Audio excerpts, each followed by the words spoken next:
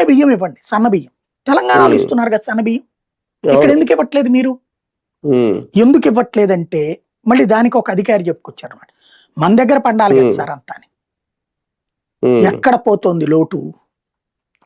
పెద్ద సమస్య ఎక్కడ వచ్చిందంటే, ఒకప్పుడు మన గోదావరి జిల్లాలంతా సన్నబియ్యమే కదా, తర్వాత కర్నూలు సోనా మసూరి, ఇటు కృష్ణా గుంటూరు జిల్లాలో పండేది మంచిది సన్నబియ్యం. క్రమంగా ఇలా సన్న బియ్యం పండే ప్రాంతాలలో ఉన్నటువంటి వాళ్ళు రైతులు ధనవంతులై వాళ్ళ బిడ్డని బాగా చదివించి ప్రధాన నగరాలకు పంపించేశారు. తర్వాత వీళ్ళు కూడా అటు వెళ్ళిపోయారు. ఇక కౌలుకి లేరు. రెండోది ఏమైపోయింది, చేపల చెరువుల కింద గోదావరి జిల్లాలో 3 వంతులు చేపల చెరువులకి వెళ్ళిపోయాయి.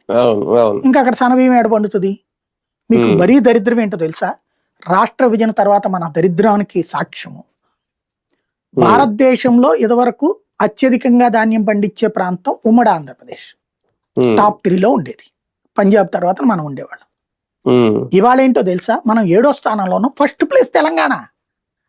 ఉమ్మడి రాష్ట్రంలో తెలంగాణలో 30% పండేది, 70% మనకు పండేది. విడిపోయిన రాష్ట్రంలో తెలంగాణ నెంబర్ 1 అయింది, మనం 7వ స్థానానికి వచ్చాం. ఎక్కడికి దిగజారిపోయాం మనం? ఎందుకనిది సమస్య ఒకటి. అక్కడ బియ్యం లేదు, పండట్లేదు. పండనప్పుడు నువ్వు ఇవ్వలేవు. నువ్వు దాన్ని ప్రోత్సహించగలుగుతున్నావా?